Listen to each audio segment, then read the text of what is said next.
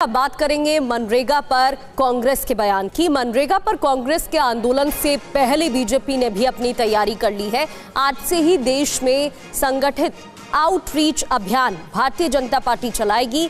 नड्डा और नितिन नबीन की सभी राज्यों के मुख्यमंत्रियों के साथ वर्चुअल बैठक के बाद ये निर्णय लिया गया है। बीजेपी प्रदेश अध्यक्ष, सांसद और विधायक भी शामिल रहे।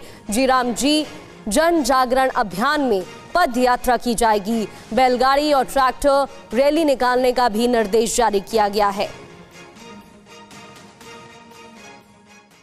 और इस बीच आपको बता दें कि राज्य और जिला स्तर पर कमेटियों का गठन किया जाएगा। 5 से 6 जनवरी को सभी राज्य बीजेपी मुख्यालयों पर प्रेस वार्ता होगी। 7 से 9 जनवरी तक अभी जिला मुख्यालयों पर प्रेस कॉन्फ्रेंस होगी। उसके बाद ग्राम पंचायत स्तर पर भी किसान श्रमिक चौपालें लगाई जाएंगी। जीराम जी को बताने के लिए, इस कानून को बताने के लिए, लोगों को, मजदूरों को ये बताने के लिए कि क्या लाभ मिल रहा है। इन्फ्लुएंसर्स और किसान संगठनों को भी एक्टिव किया जाएगा। तो हमारे साथ हमारे सहयोगी आमोद राय जुड़ गए। आमोद, एक बड़ा प्लान बनाया गया है ताकि जनप्रतिनिधि हर स्तर पर पहुंचेंगे, जिला स्तर पर पहुंचेंगे, गांव तक पहुंचेंगे इस योजना के बारे में बताने के लिए, इस कानून के बारे में बताने के लिए।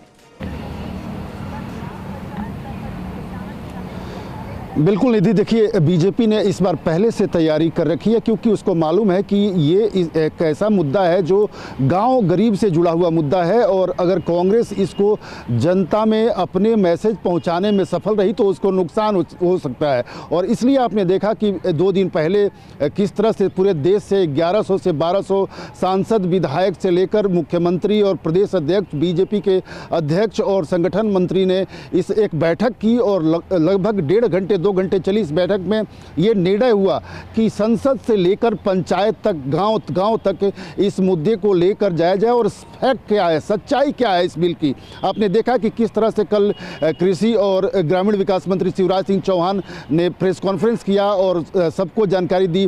तो इसकी जो मुख्य बातें हैं, इसकी जो अच्छाइयाँ हैं, इनको देश के एक आदमी को ये बताने की कोशिश करेगी बीजेपी कि मनरेगा से ज़्यादा बेहतर बिल जीराम जी है और उसमें क्या क्या कमियां थी जिसको सुधार किया गया है।